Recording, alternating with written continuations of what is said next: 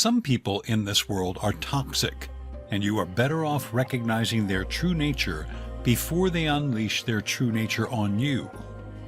Many of them appear friendly at first, but that is just a cover to fool you before they take advantage of you or manipulate you into doing things that you would not otherwise do.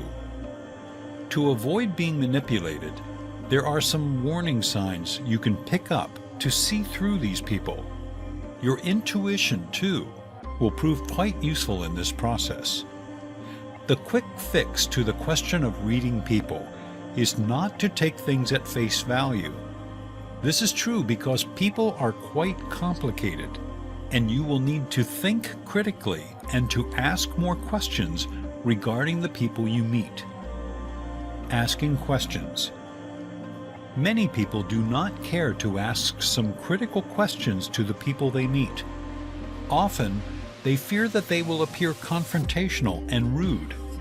However, if you do it in a friendly way, getting the answers you need will enhance the relationship and the understanding between you and them. For example, you could say, "Thank you for helping me carry my groceries to the car, but I wonder, why did you help me?" A question like this will open the window of communication and raises the sophistication of your conversation. Instead of it being formal, the conversation then changes to something personal, giving you both the opportunity to explore each's expectations and intentions. By asking the question above, you will be seeking to know how the person relates to you and to other people he encounters. You will see if the person expects something in return. You will also see how you relate to circumstances like these. The answers you get and how they are said will give you more to work with in regard to establishing the individual's true motives. Rely on other people's judgment. I always say that you do not have to experience something for yourself to find out how bad or good it is. Other people's opinions are critical, especially in keeping you from mistakes and pain. You should seek the advice of someone you trust, who knows the person you are dealing with. For example, if you are considering dating someone, go to someone who might already know the character of the potential date and could provide you with an accurate assessment of the person's traits. If you are unsure of the intentions a person has towards you, go ahead and ask someone what they could read from the situation. For example, if someone keeps paying for your morning coffee, ask a friend or a colleague what that could mean.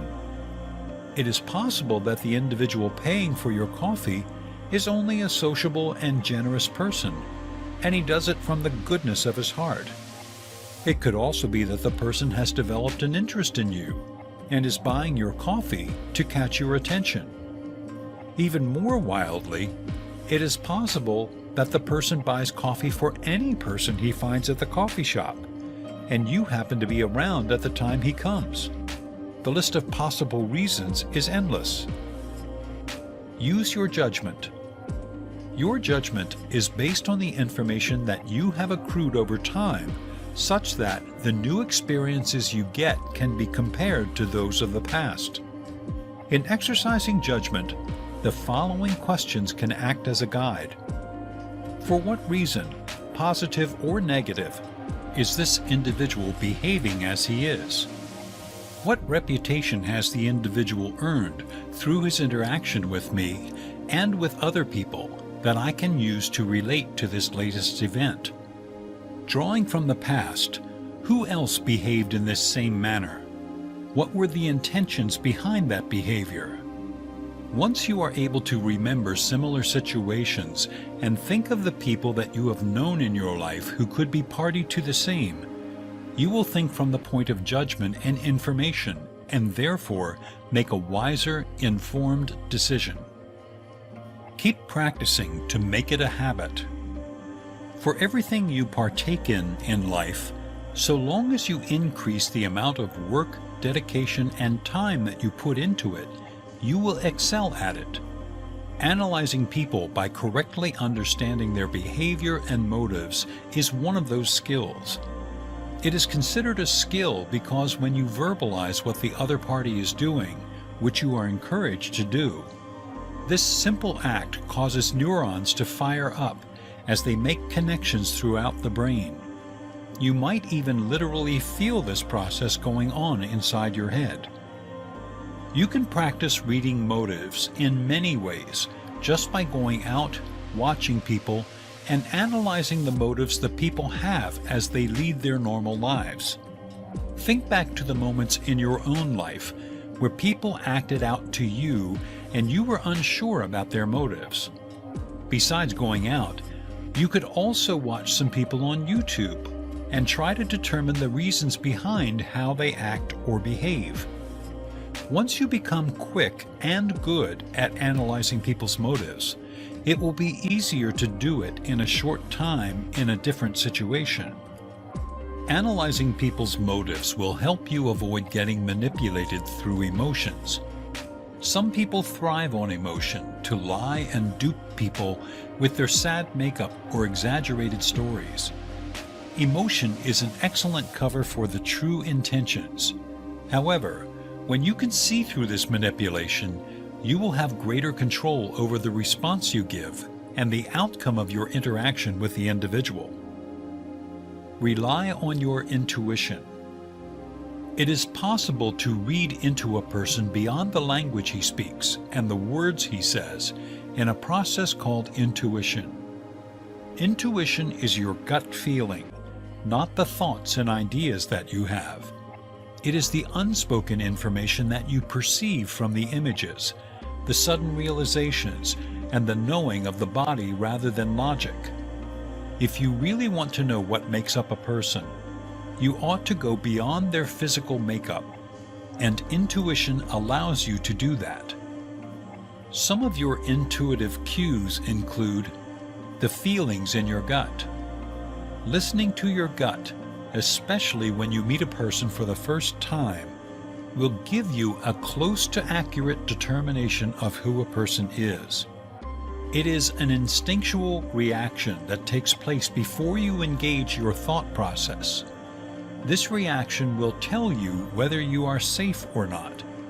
It is your inbuilt truth meter that lets you know whether you can rely on people or otherwise. Flashes of insight. As the conversation is going, you are likely to experience flashes of insight. This is what people call the aha moments. In this case, the information about a person will come to you in a flash. You need to stay alert for this one. Otherwise, you will miss it because thoughts will come bombarding you, such that you could easily lose your insights. Notice the goosebumps. Goosebumps are the intuitive tingles that indicate that we connect to people who inspire and move us in something similar to striking a chord or experiencing déjà vu, both of which indicate that you have known something or someone from a previous time in the past, even when you have not. Develop intuitive empathy. You can have some intense feelings about other people's emotions and physical symptoms in an intense form of empathy. Tips to help you read others. Establish a baseline. People display different patterns and quirks of behavior, such as clearing their throat, crossing arms, stroking their neck, scratching the head, jiggling their feet, squinting, pouting, gazing at the floor when talking, and many others. During an interaction, you may notice some and fail to notice others, and even those that you notice, you do not give much thought to. What's interesting is that although we believe that people behave in a particular way to indicate the emotions and feelings they have on the inside, some could just be mannerisms that the individual adopted with time. For example, biting of nails is supposed to indicate nervousness and uncertainty, but this could be a bad habit a person has caught on. Still, Having a baseline for defining and understanding other people's behavior is still important because it will help you differentiate between what's normal and what's not. Notice any behavior deviations. Take note of the inconsistencies between the baseline you have established and the words or actions a person indicates.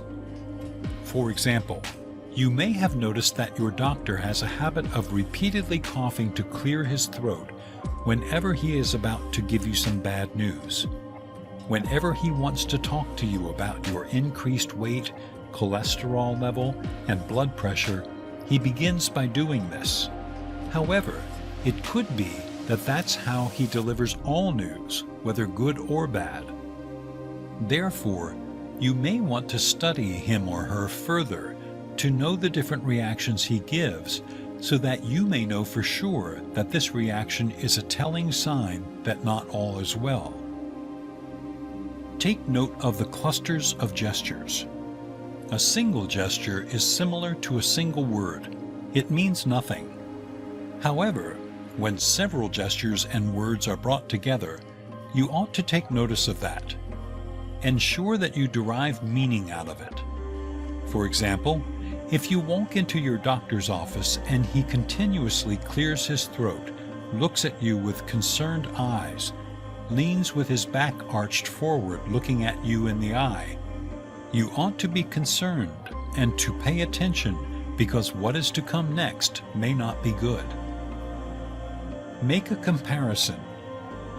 When you notice that someone is acting differently than you know them to act, keep observing to see if the person will behave differently when interacting with others. This is the first sign that you are losing touch with someone, especially if the person is mistreating you and being kind to others. For example, if your spouse is kind to others and is mean to you, realize that something has stained your relationship and dig deep to see what it could be. Once you have resolved your issue with your friend or partner, observe again how he or she interacts with the people around her. See whether the person's expressions change, especially in regard to how the person treats you. How about his body language and posture? Identify the source of influence. The individual that has the most power is not always the one seated at the head of the table. The most powerful of the people sitting around a conference room table is the most confident one. You will notice him by his strong voice, expansive posture, and possibly a smile. Be careful, however, that you do not confuse a loud voice with a strong one. If you are presenting an idea to a group, you may feel compelled to lay much of your attention to its leader. However, in some cases, the leader could have a weak personality and will rely on other people to make a decision. If you read into this as you study the dynamics of the group, focus more of your attention on the most influential voice in the group, and you are likely to achieve success in what you are pursuing. Look for cues that could suggest to you the individual's personality. Individuals fall into 4 different kinds of personality classification, and there are characteristics common to each personality type. Identifying some of these characteristics will significantly help you read into the person accurately, even before you move further along in your conversation. For example, check to see if the person is an introvert or an extrovert. See whether relationships drive the person or not. See how the individual handles uncertainty and risk. Look to see what seems to feed his ego. How does the person behave when he or she receives terrible news or is stressed? How does the person behave when happy and relaxed? Take note of action words. The easiest way to get into a person's head is through their words. Words are drawn from a person's thoughts, and you should take note of the word that carries the most meaning. For example, If your friend tells you that she has chosen to marry a particular man, the action word there is chosen. This word suggests that your friend has given the idea some considerable thought. She did not make the decision hurriedly, and that she weighed several options before finally settling for the individual she is marrying. Action words used will help you understand a person's thought process. The word chosen has a different meaning if the same friend told you that she had thought of marrying. If she used the word think, you would probably follow it up with, "Are you sure?" or "For how long have you thought about it?" Think suggests that the decision was reached hurriedly and it was not well thought out, which leaves room for mistakes. Watch to see how the person walks. Sometimes a person will shuffle along without any rhythm or flowing motion to his movement. Other times, he walks with his head bowed due to lack of confidence. If you notice these signs in a person you are dealing with, make an effort to offer a compliment to the individual. A compliment works wonders in boosting the individual's confidence. If you are having a discussion with him, ask him some questions. Most shy people have a lot of wisdom and insight to share. They only need to be asked questions so that they may open up. In conclusion, reading into someone to determine who exactly the person is very important. It goes beyond the words that the individual speaks, his body language, or body movement. If you depend on these alone, you would not be able to see the person past the mask he puts on. Although asking questions is an important strategy too, it is not sufficient by itself. In addition, compiling facts and logically analyzing them will not tell you the person's entire story either. You must involve critical, inherent, and intuitive clues from you and the individual you are studying. For this to be done effectively, however, you ought to surrender any preconceived ideas or the emotional baggage you may have gotten from your interaction with the said individual in the past. Any resentments or admiration you have could cloud your judgment and prevent you from seeing the individual clearly. The key to the remaining objective in this entire process is to avoid distorting the information you receive.